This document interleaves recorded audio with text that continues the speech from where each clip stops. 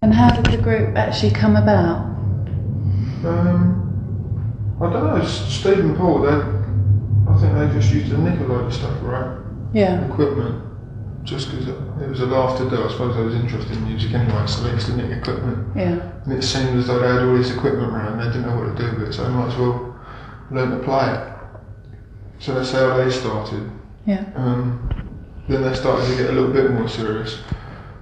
And they had this bass player who was married and a wife and kid, and never turned up for rehearsals and all that. And it was about that time I met them, so I was learning to play bass then. So, just went on that was from it, there. yeah. Why did you leave the group? Well, I worked for Malcolm, right, since I was 16, and I was still working for him. There wasn't any more than that. I couldn't get on with John at all. Steve and Paul, just a couple of blokes sort of doing it. They was like becoming labourers a bit, really. But yeah, it's just time for a change. I felt it had all been set up, and the idea was complete. There was no more to do with it.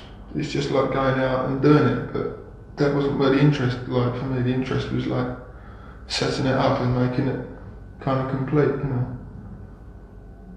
More interested in ideas and just like selling them, because I think that's what it is now. It's just selling. It's a purely commercial kind of thing now. What ideas did you feel were incorporated in the group to start with? I mean, what excited you about that to start with? Well, just I wanted to be in a group because I never heard a band that I liked totally, that I thought was exactly right, what a rock and roll band should be like. So I wanted to do it for myself, so like I can hear my own records on the radio and think, yeah, that's kind of good,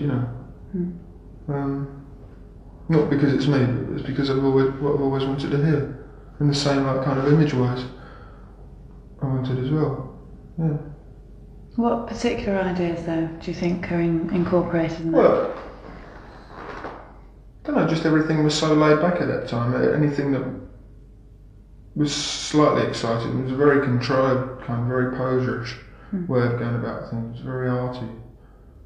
It's as though somebody sat down and thought out an idea and thought, oh, I'm going to be like that, Well, it was all David Bowie and Roxy music. It was very contrived things. And it was just good to just go out and like rock out, Yeah. Be a rock and roll, because there was no rock and roll bands at all. And when you say that you got bored with the ideas, why did you feel that it was getting boring? Well, because I don't know, it was like out of our hands a bit. Malcolm had taken even more control. The press had taken it to such an extent where it couldn't be really controlled anymore.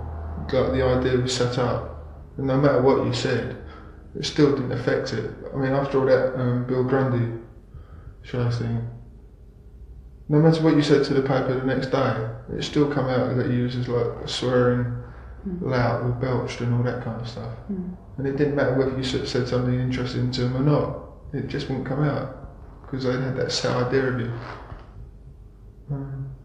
Yeah, there wasn't much you could do to change it. But I mean, that didn't matter though, because that was partly the idea anyway, that it was kind of wild. But the idea's there now, so why bother to do with that anymore? Do something different. What was your kind of relationship with Malcolm when you were in the group, or even from before? Can you say what it was? It always just seemed like I was working for him. If you come up with an idea about something, like he'd go, no, so he wasn't really interested. And 2 weeks later, you'd find he'd have it in his shop. Right, and he's sort of like, I don't know, he just felt kind of like cheated a little bit, because he would never even admit to it. It might even be slightly your idea, He takes things like that, but he never gives anything, any sort of like credibility back, any kind of credence to the fact that it's your idea. And when you're working with somebody, you need that, right, to feel as though there's some kind of partnership. Yeah. That's what's interesting with working with somebody. But it was always just a one-way thing. Although he'd do things for you, like kind of running things, it was still ultimately for his own benefit. You know, he needed you to toe the line in certain respects. You know, so his thing could work proper. But he wouldn't like bother about, you know, but his thing turned the line for your benefit, so your thing could work proper. And in fact, that's why I split really in the end. Yeah. Because it was so much of a one-way thing. It was just, yeah. He doesn't seem to have any respect for the people he works with. How did you get on with Vivian? Not much. Why not? No, she was. I always thought she was a bit dopey. Just a bit kind of scatty. She's got. Just seems like a bit of a dopey northerner to me. The way not dopey in the sense stupid, but you know how it is when you get somebody out of a different kind of background. You know, colloquial. Is that the? Yeah. You know, she talks in a funny kind of way. And she's got a funny sense of humour. If you could tell a joke to somebody, right? And like they'd laugh or they wouldn't laugh, depending on how good the joke was. But you used to tell a joke to Vivian, and she would always saying, I don't understand, you know, what that word means or what that line means. And like, it'd take half an hour to tell this joke, right? And like, it'd be a real ordeal just to speak to her over that kind of thing. So, you know, I just didn't really have much to do with it. No, not really. It's a really funny situation with the Pistols because nothing was ever spoken about. It was never like everybody decided we was going to do such and such, and it was an idea that everybody worked towards. It was just a very natural thing. Like there was 4 guys in the band, you know. They just felt a certain way, but they never spoke about it. It was just like an understood thing, you know. And it all happened. But after like 2 years, you see how you differ. And then maybe then you start talking about it, how you should like put it together again. But if it's beginning to go apart, then it's going apart and you might as well go your own way and do something different. You said you didn't get on with John. Can you remember any particular incidents or anything? It was just like a continuous kind of battle. I mean, I can't stand the way he talks to people. It's just, he's like you say, oh, I dropped dead. And he don't really mean it, but everything he says is like, oh, I dropped dead, and it just like niggles you. And when you're rehearsing with a guy, and all you can say is, oh, I dropped dead, and not bothered to sing properly, you know, like, his whole thing when we were rehearsing was like, he was on stage, right? He could be with his mates, the guys from outside the band, completely natural. And he could be with us sometimes when he was pissed. He was alright, you could get on with him. But all the rest of the time it was like a big act. That it was like on a point system and he had to score more points. He was always in a fight against us to be like kind of top notch. You know, I can't stand competitions like that. I think that's all nonsense, it's just a waste of time. So I didn't want to know about that. But he would do it continually and it just really niggled me. Why do you think he did it? I don't know. I think he's kind of really kind of insecure in some ways. He feels he has a lot to prove. I don't know why. You know, people say it's because of his background and he's really hard done by and all that. Maybe he was materially, but you know, with his parents and all that, he's like his mum's. You know, he's his mum's golden boy, really, and she's like all feather dusters around him, and you know, isn't he lovely and all that. So he's really been a bit kind of mollycoddled. He's very, very childish kind of, like, he's very, I don't know, sort of, yeah, he's just a bit childish. Oh, another thing about John is, we did this gig with Screaming Lord Sutch, and we was using the PA and their equipment, with their microphones. And John broke about 3 microphones, like he smashed them. And after we'd been off, right, the guy from Screaming Lord Sutch band came, he said, you broke our microphones. John said, I didn't. And he swore blind that he hadn't broken them, but I'd seen him like a minute before, like, going like that. Really like pummeling them into the ground. And he completely denied it, and he believed that he hadn't as well. I thought, what? I just couldn't understand it. Did that sort of thing happen quite a lot? Yeah, that was like when I say I couldn't, kind of like take the way he talks and his kind of, I don't know, what do you call it? Yeah, his kind of character, his way of speaking, his way of telling stories and all that kind of stuff. I don't know, he'd always do things like that. He's like a terrible liar in a way. And, over very trivial kind of things like that. But he'd always be doing it. He'd say something, and like 5 minutes later, he'd completely deny that he'd said it.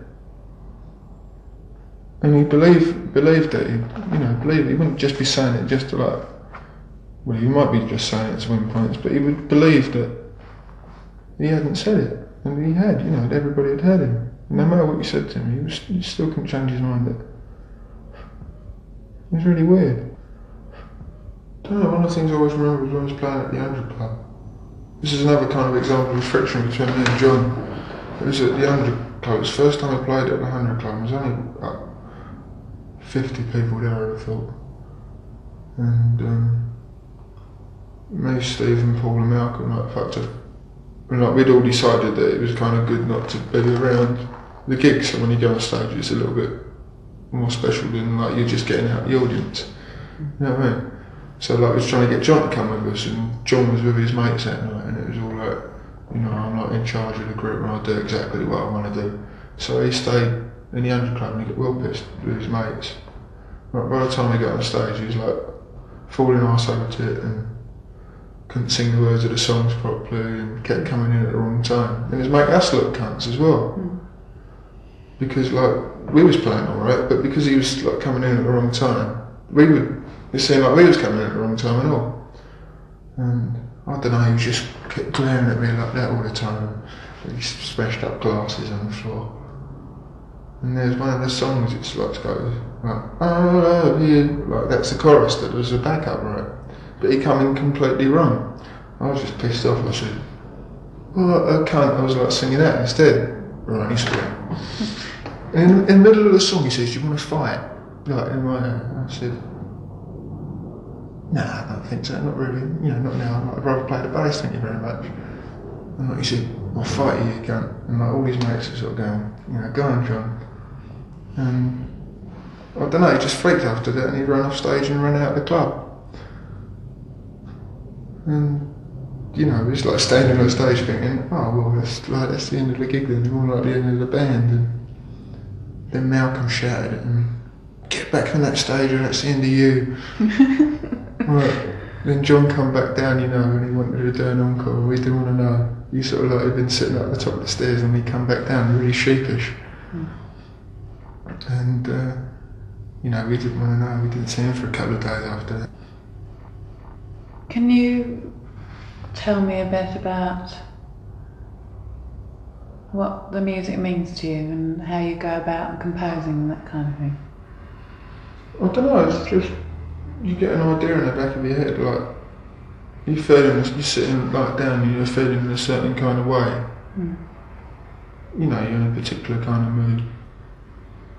And you get an idea, right, and it's kind of, the sounds fit that mood a bit. When you listen to a classical record, right, and it's going, it's all worked out, or it's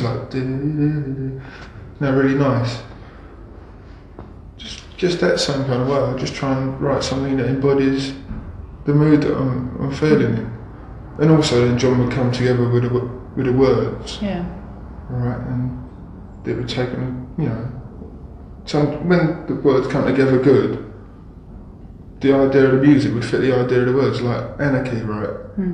I'd sort of had an idea for a real kind of, I don't know, it's like a marching kind of tune, like an anthem kind of thing, you can march down the streets to it really. And the words just fitted it exactly.